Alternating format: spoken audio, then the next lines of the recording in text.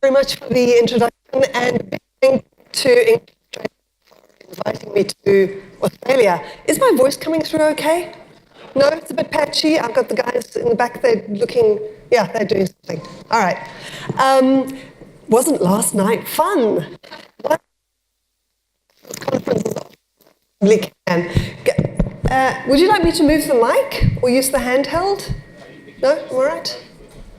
All right, use the podium for a moment. Okay. Yeah, lovely to be here, Sydney, one of the most beautiful cities in the world. If I wasn't already living in another of the most beautiful cities in the world, I would be living here. I'm lucky enough to live in Barcelona in Spain. I've been speaking for a couple of minutes, and I feel that I need to let you know what my accent is. This happens to me frequently giving talks. People come up to me after an hour's talk, and they say, yeah, the talk was fine, but where are you from? And I know that they haven't listened to a word that I've said. They've been so busy trying to place my accent. Those of you who were in the workshop already know. The rest of you, would anybody like to guess? Yes, I heard somebody saying it. South Africa, exactly. Right, now that's out of the way, we can get on with the content of the talk. Okay, so I'm the Director of Pedagogy, as Helen said, of the Consultants E. I live in Spain, and our company is based in the UK. Because we're talking about the future and how we can thrive in changing times and so on, I'm going to give you a couple of little quotes about the future during the talk. But of course, being an English language teacher myself, I can't just give you the quote. I've given it to you jumbled up. So your job is, with the person next to you or on your table, to unjumble the quote, in other words, put it in the correct order. And if you know who said it, even better. The first word is a capitalized word, which in this case is the, and you're getting 30 seconds.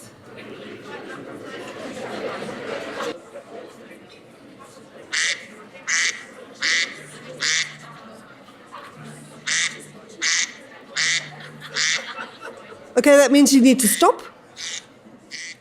And I have to turn the darn thing off just a second. We're going to have it going during my whole talk now. Okay, I'm going to give you, I'll give you the answers at the end and who said them, okay? So you can either keep it in your head or maybe you noted it down. So what we're going to look at are a couple of sort of emerging technologies and have a think about what they might mean for us as teachers, managers, academic directors. Am I starting to echo in a weird way now? Yes. Okay, shall I move over here? Let's see. Oh, is that better? Yeah, okay, I think both mics were then working. We won't have time to look at a large range of technologies, so I just want to focus on these ones, and then consider really what this means for us in our various roles within the English language teaching profession. Before I do that though, again, with the person next to you, this is just to make sure you keep awake. I know it's 9 in the morning, and I'm sure some of you have come straight from the party last night to here, judging by some of the expressions on some of the faces. I remember doing a plenary in Brazil once, where they had this absolutely wild party, but like the one last night. And my friends, had, you know, they'd all gone off afterwards. I sensibly went to bed. I came, the plenary was at 8, and all the friends were in the front row. And I said to them later, wow, that was amazing that you guys all showed up. They said, yeah, we just came straight from the party. So I'm wondering whether the same thing actually happened here. Again, person next to you or on your table, what are these technologies? Do you know them? I'll give you again half a minute or less. Okay, if I could have your attention back. Right, we'll go through these one by one. The first thing to briefly look at, augmented reality and virtual reality. So we're talking about the future, but of course the seeds of the future are sown in the present, obviously. Often we have this idea of the future as some kind of, huge wave out there that's coming towards us, and we're, powerless to stop it. But obviously we're the ones who build the future, and as educators, our role is particularly important, I think, in this. So we're looking at technologies that are emerging at the moment, but I think will be playing a bigger role in the future. And these are two of them. The picture on your left is, well, do you recognize the headgear? Does anybody recognize it? Some tech people? HoloLens. Yes, exactly, the HoloLens, Microsoft's HoloLens. It's an augmented or kind of virtual reality headset. It retails at between $3,000 and $5,000. Clearly not mine. We were doing some work with a company in Barcelona looking at developing materials for English language learning using the HoloLens. The HoloLens is a little bit different because, as you can see, I'm not holding any kind of clicker type thing, any sort of, what do you call them? Handheld things like TV remote type things. I'm not holding any of those. There's also no cords connecting me to anything. And you can actually see through the visor. It's slightly opaque, so you can see your surroundings, but the virtual sort of images are projected into your space. So it does mean that you can move around with this headset without tripping over, and also you don't feel sick because you're sort of seeing both things at the same time. So it's a kind of a mixed reality type headset. The one on the right, anybody recognize that one? The HTC Vive. HTC Vive, these are both very high-end headsets. This one retails for about $800, $900. Again, not mine.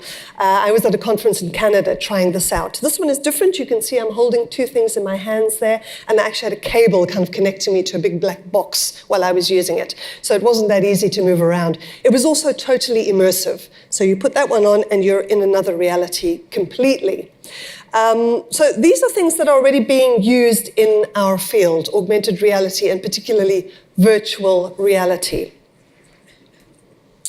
I want to give you an example, though, of augmented reality, so you can see the difference as well, and a particular product that is being taken into some schools, particularly in the USA. This is really just to give you an idea of how virtual and augmented reality can be used in education. So this is augmented reality, and it's a quick video. It's a commercial video, so it all looks wonderful, but it will give you a good idea of what's possible. Today in school, something special has arrived. Something spectacular. Inspire a new passion for learning. Revolutionize the education experience. Empower curiosity in the classroom. Interactive, intuitive, collaborative. Introducing the new Z-Space for education.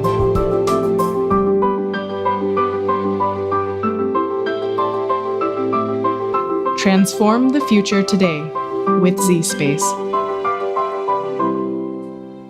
Looks amazing, doesn't it? Incredible. So there are these products out there that are being pushed by educational technology vendors into schools. So obviously this is not a product for language learning, but this is the kind of potential that this technology has. In language learning, I've seen it used really by early adopter teachers. Not so much commercial material available yet, although I have no doubt that it will arrive at some point. One way that augmented reality has been used in a kind of administrative way is to, for example, a poster of a school, or a poster like this, whatever it might be, an augmented reality trigger or an image that acts as a trigger. So you hold up your phone, you open the app, it triggers off a kind of a video on your phone with student testimonials. So that's the kind of application that I've seen within our sphere in terms of the marketing potential. Quite interesting. Okay. So we've looked at the very fancy, expensive HTC Vive and the HoloLens, which clearly none of us are ever going to be able to afford, nor are our students. This is the kind of cheap option, Google Cardboard. You can buy this online for about $20 or so, or of course you could make your own out of an old box of, shoebox that you might have hanging around in your garage. This is being used quite a bit in our field. To just give you one example, and this is Raquel Ribeira, who's based in Brazil, and she's been using Google Cardboard with virtual reality with her own English language students from beginner level right up to C1, advanced level, in a number of ways, using things like Google Expeditions and then generating language from these experiences that the students have. I'm not going to go into it because I know not all of you are teachers, but if you'd like to have a look, here's the link on the slide. She's got a very detailed blog post when she explains what she does and she shows examples of some of the work that her students do. So if you'd like to have a look, and you could try this stuff out yourself if you're interested. So she's just one of the several early adopter teachers in our field doing some pretty interesting stuff with virtual reality and language learning. And there it is again. You may be familiar with this one. This is from Cambridge English. They have a kind of a version of Google Cardboard, as you can see, slightly branded. And they've produced sort of guided, I suppose it's like a guided tour of the first certificate speaking exam. So the idea is that students can download the app, they can put it on their smartphones, they've got either Google Cardboard or this version of it, and then they can kind of be immersed in a first certificate speaking exam. And on the video, you kind of walk into a testing center and you're kind of taken up these stairs, and then you sit down and there's an examiner and you sort of observe, as it were, in a very immersive way, what it feels like to take the first certificate exam. This is really just an experiment that Cambridge set up, but it's an interesting one. And I can see an application, for example, in a language school. If you want to perhaps give your students who are going to be coming to your language school some sort of virtual tour or some sort of virtual orientation, virtual reality might be a way to do it. It's an idea. I don't know of anybody who's actually doing that. Maybe there is, and if there is, come and tell me later, but I haven't been able to find anything. So it does have marketing potential, I think, as well. All right, so we've looked at augmented reality, we've looked at virtual reality, and I'd like to look at something I find quite interesting, and that is chat bots. In other words, robots that interact with you as if they were human. This is Jill Watson. She is a teaching assistant at Georgia Tech University. Her job really is in the online stuff that the students do, to answer questions that they might have, to moderate discussions in the online forums, that kind of thing. And here's an example of what she was doing. Now, the only thing is that she's not real. She's a chat bot. The course that she's moderating on is a course in computing and artificial intelligence at Georgia Tech, as I said. The professors and the sort of the real teaching assistants, the human ones, decided to try an experiment, and they designed some software, which they called Jill Watson, to see to what extent this software could function as a teaching assistant, especially in dealing with this kind of very routine inquiry that pretty much every course there's the student who says, how many words was that essay supposed to be? Where am I supposed to post it? All that kind of stuff, to see how she would deal with this, as well as any other queries students might have. And she was actually pretty good. I mean, if I read that, I would believe that Jill Watson is a real person, right? So they had her for the duration of the course, which was a whole semester. The students never really noticed that there was anything odd, even when Jill Watson's responses were sometimes a little bit strange. When they were not completely clear, the real teaching assistants would jump into the forums and clarify, right? The students got to the end of the course, and the professors told them that Jill Watson was actually a bot. And this is the students' response. These are university students. And the students absolutely loved it. And Jill Watson, she actually didn't reply to this because it wasn't in her repertoire, as it were, right? Hopefully she does now. Who knows? Maybe she has loads of dinner dates. Yeah. Interesting, though, isn't it, that nobody noticed until they were told that she was a chatbot, and that opens up all sorts of possibilities for dealing with this kind of, interaction online that might be quite routine or quite predictable in certain cases. Here's another chatbot. This one is Cleverbot. It's been around for a while. Let me get my numbers right for this one. Okay. So Cleverbot is also a piece of software. It's online, obviously, and it's based on 150 million conversations that it's had in the past. So essentially, you ask Cleverbot stuff. It refers back to the 150 million conversations. It uses keywords in what you've asked, and then it pulls up answers from humans in order to interact with you. So I tried this out recently, and this is a conversation that I'm having with Cleverbot. So user, in this case, is me. So I don't know if you can actually see that. You might not be able to. I'll read it out to you. It's very small. So Cleverbot says, well, I say, hi, Cleverbot, can you teach me good English? Imagining if I was a student, right, and wanted to use this. Cleverbot says, nope, I'm from Florida. I'd have a better chance with Spanish. So, Nikki, I say in Spanish, well, then we can speak Spanish if you prefer, because I actually happen to speak Spanish. I've been there, in Spain for 35 years. So Cleverbot doesn't like that. It repeats what I say in a question form. I can speak in Spanish if you like. Then there's me. Let's stick to English. Please, can you correct my mistakes? Cleverbot, stick. Me, you're missing the point. I need help with English. Teach me some new words. Cleverbot, what is the point? Me, oh dear, this isn't working very well. Cleverbot, I'm cranky because I need help falling asleep and I don't know what to do. And I just went, huh, at that point, and I gave up, right?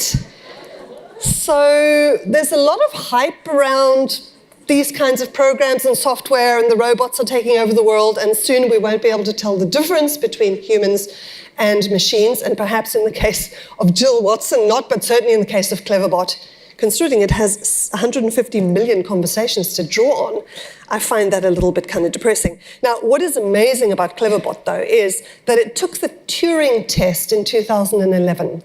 The Turing test is a test that was devised to check whether robots or software can pass for humans. Okay, and the way it works is that you have a bunch of humans who are interacting with computers, and you don't know whether on the other side you have the software or you have a real person responding to you in a text chat format, a bit like this. Now, this is interesting because the results of the Turing test for Cleverbot were, it was judged to be 59% human, and the humans who were taking part were judged to be 63% human. That's pretty close. That's pretty close. And well, if you're a piece of software, you pass the Turing test if you have 50,05% or more in the Turing test. So Cleverbot was considered to be human. Okay, right, I don't know, I'm not convinced completely. Anyway, interesting stuff. This is an app that's freely available, developed in Canada, and it also works on this idea of a chat bot. So you have these automated interactions online, and it's designed for language learning. I haven't used this with students, but a teacher in Canada told me about this recently. It was developed in Canada, and she said her students absolutely love it. I mean, they use it in their spare time. It includes video.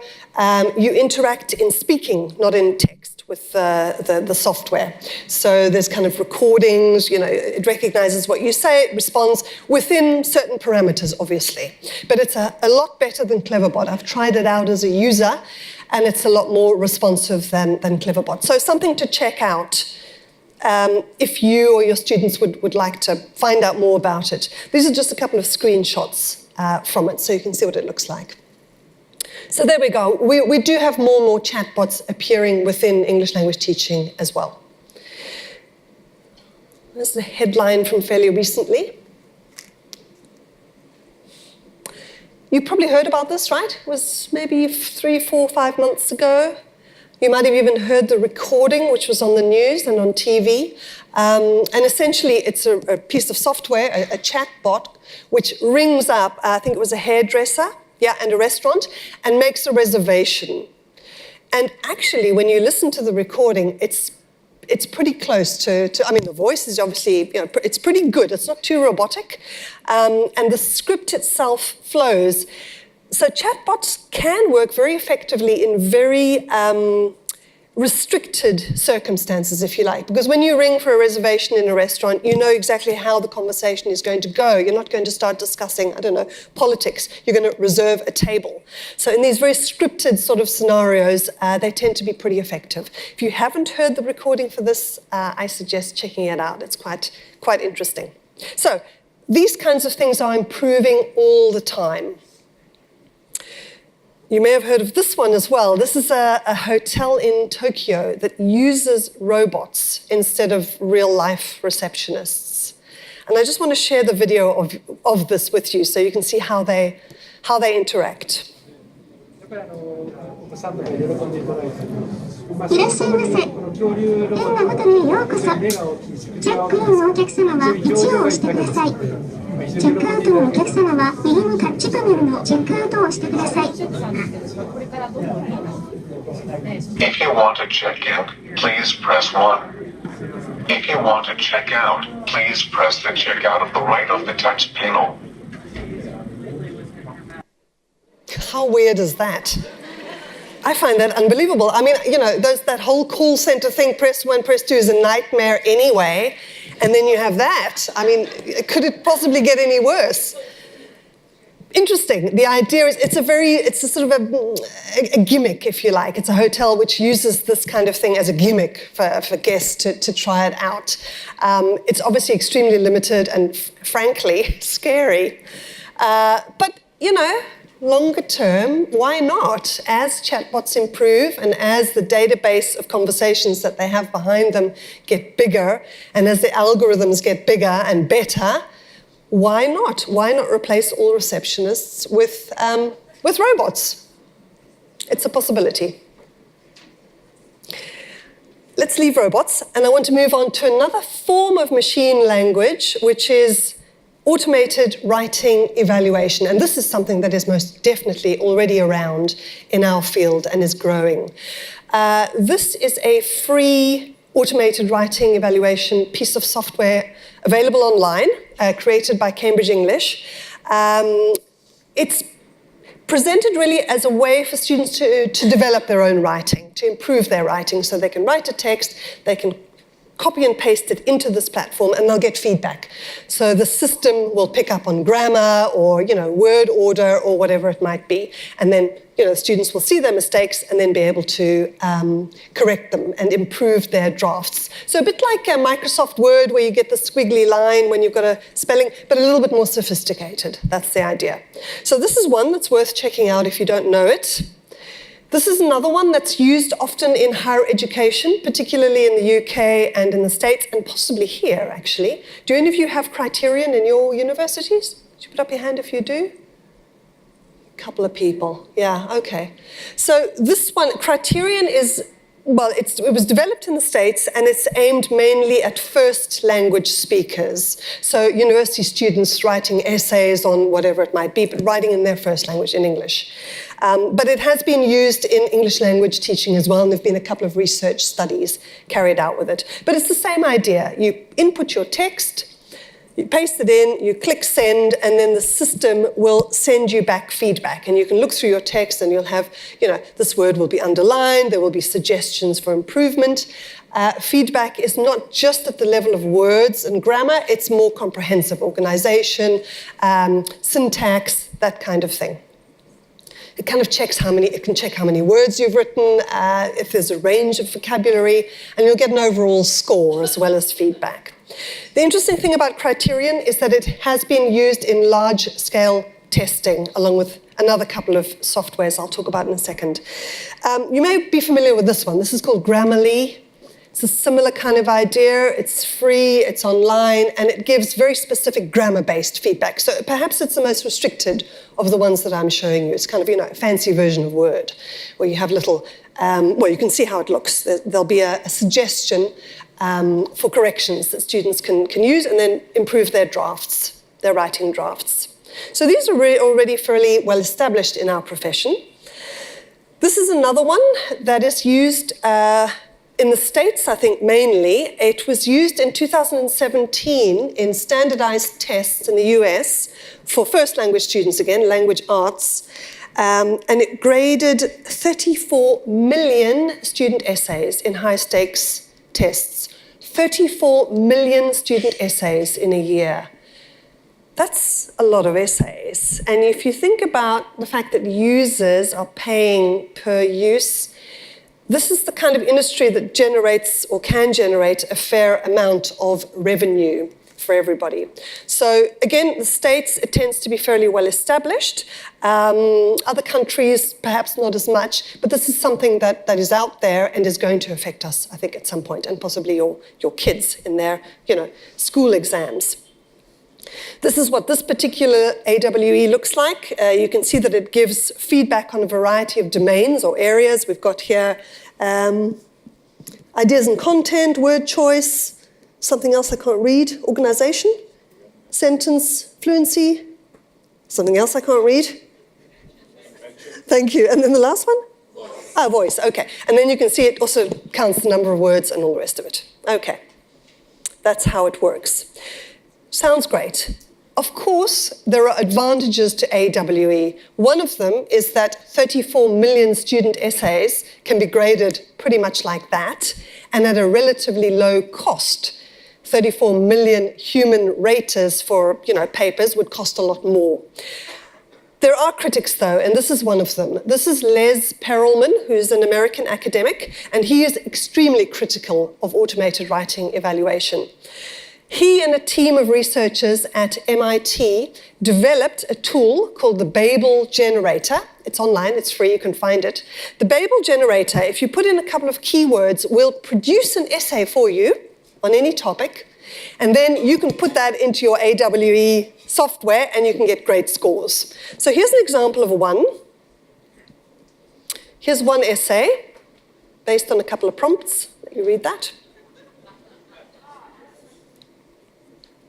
Get out the way.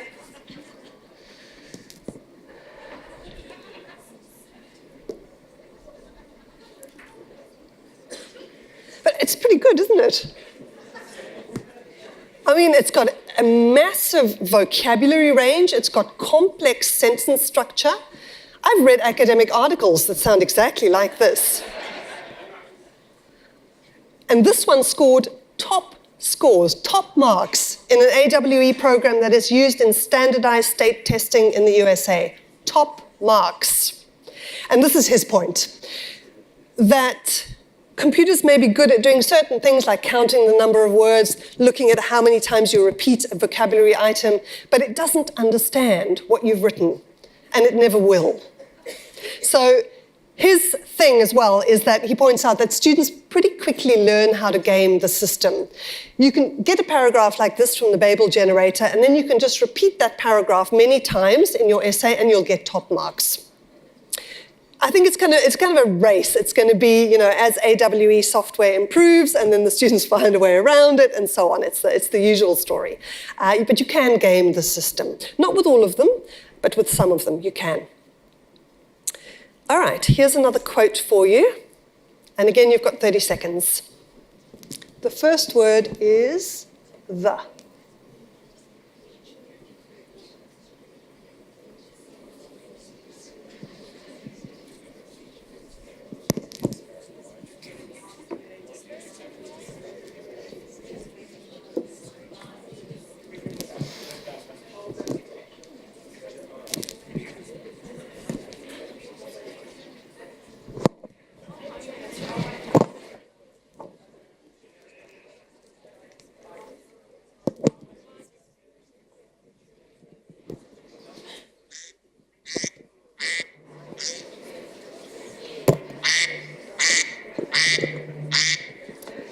Okay. As I said before, I'll give you the answers when we get to the end. All right, let's carry on. Where's my clicker? All right, one more look at machine translation. This is something that has appeared fairly recently on the market, the last couple of years. They are basically instant translation devices. Some of you may have seen these or even tried them. If you have, could you hold up your hand? A couple of you have tried them. Okay. All right. Well, if we have time for questions, you could share how effective you think they are, or maybe aren't. Oh, hang on. I think I've missed a video, actually. We have a video here. Okay. We don't. The way these work are basically, if you take the one in the middle there, Pilot, which is perhaps one of the best known, you have two little earplugs. You can use it as it's connected via Bluetooth with your smartphone. So you can use it just to listen to music, for example. But if you want to use it for translation, you can keep one. You give the other one to the person that you're going to be interacting with. You both need to have the Pilot app on your phone. And then one of you can speak in one language. It gets translated immediately in real time into the other person's language. So I could be speaking Spanish, you could be speaking Chinese, and we can go back and forward. In fact, I say Chinese, but the languages that are supported at the moment are Spanish, French, Italian, English, obviously. I think that's it, but the idea is to support more languages for the real-time translation using voice. There are many other languages that are translated in text at the moment, but the idea is for more of them to be available in voice, which is quite extraordinary when you think about it, isn't it? Real-time voice translation. That one really does make me think, is there going to be a job for us in the future? Yeah, if you can speak your language and it just gets automatically translated into English, and vice versa.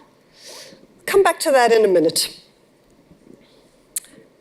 A last quote, again, on your table. I'll give you 30 seconds. Again, the first word is the.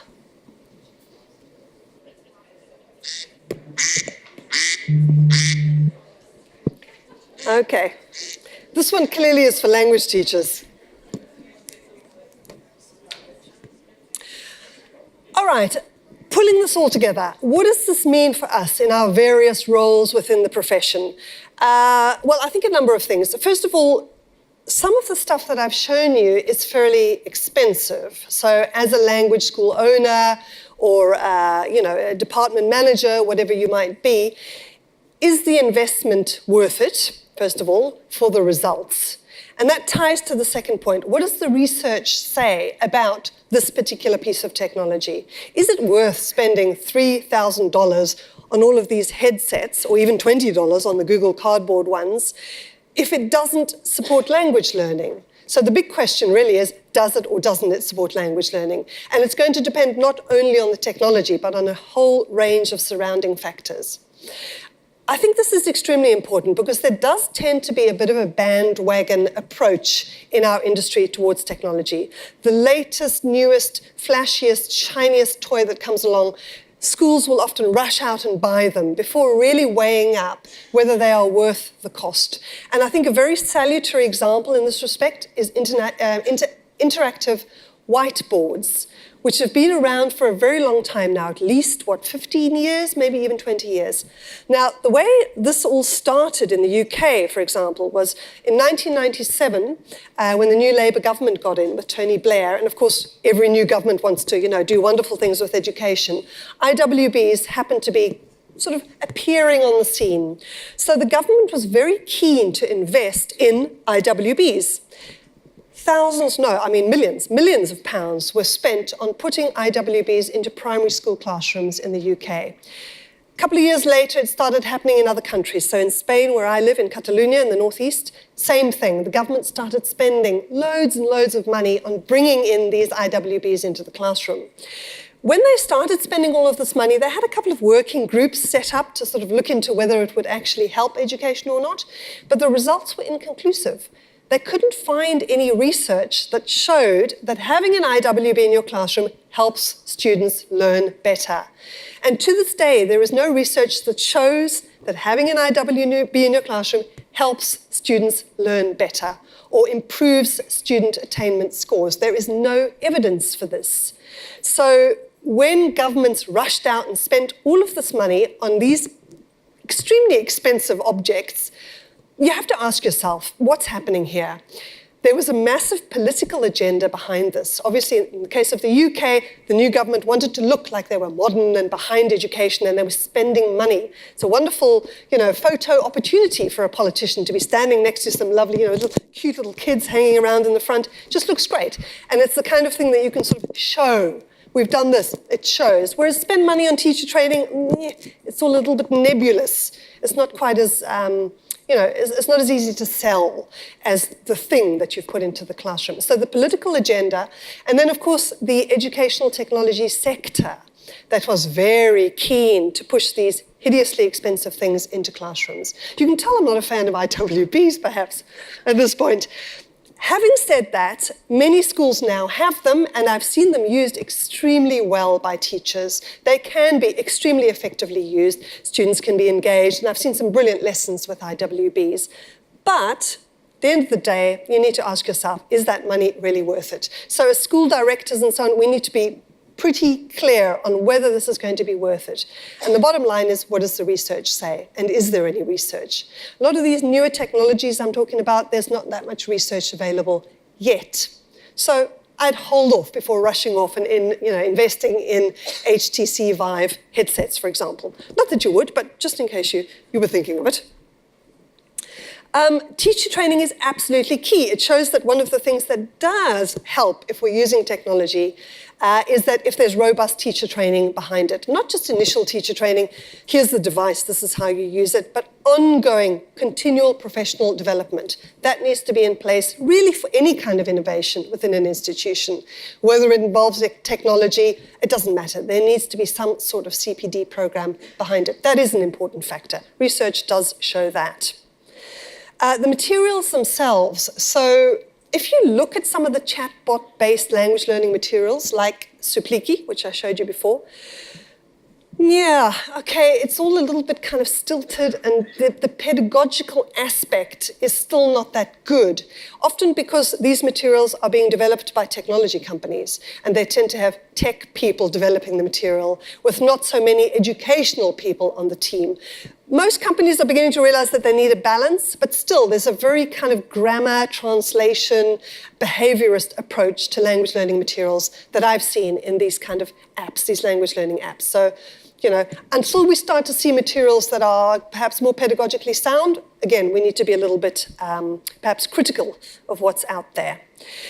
I think there's good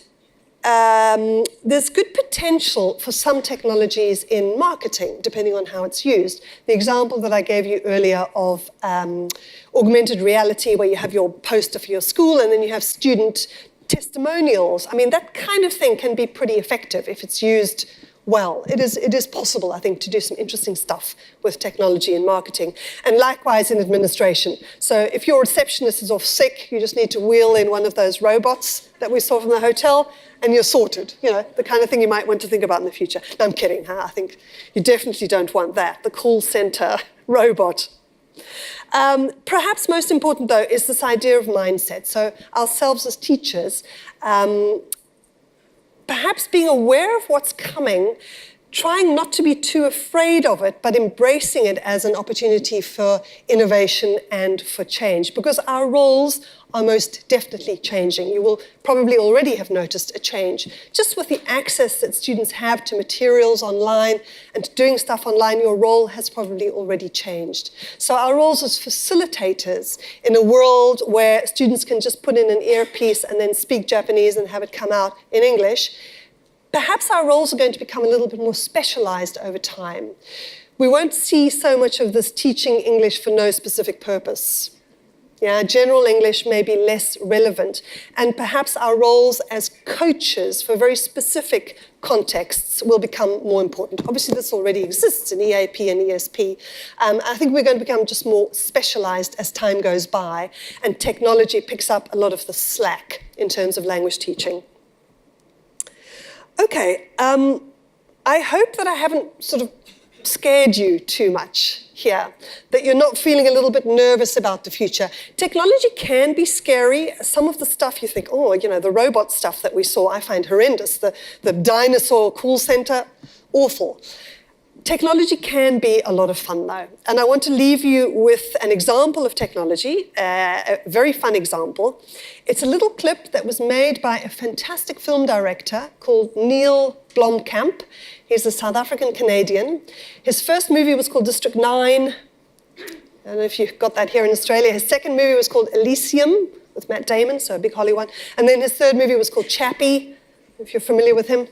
He's a brilliant director. If you haven't seen his movies, which are always science fiction, then please do. But he also made a series of little clips about technology.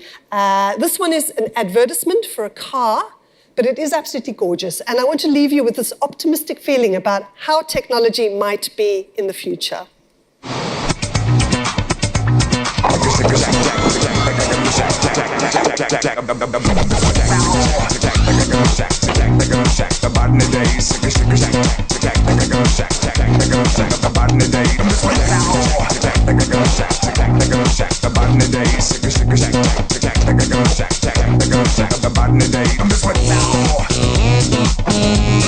The new Citroen C4, alive with technology. There's a whole series of these ads, actually. They're absolutely wonderful. He's got a great sense of humor. His approach to technology is this very kind of dysfunctional future in his movies, but his ads are a lot of fun. There's a couple of them worth checking out. You probably saw some of these on TV a couple of years ago when they were around. Okay, these are the quotes that I asked you to unjumble.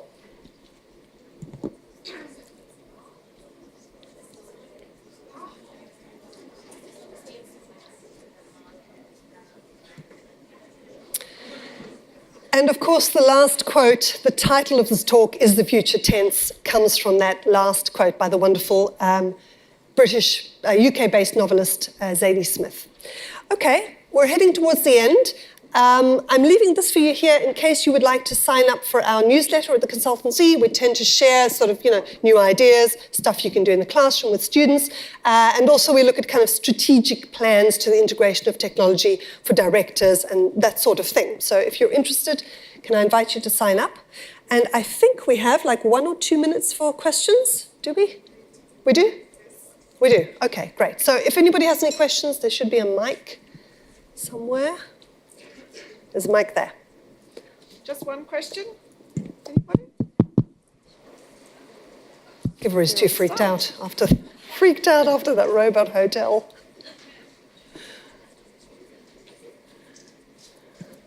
Well, I'm going to take that everything was crystal clear and there's no I think doubt. we're just stunned.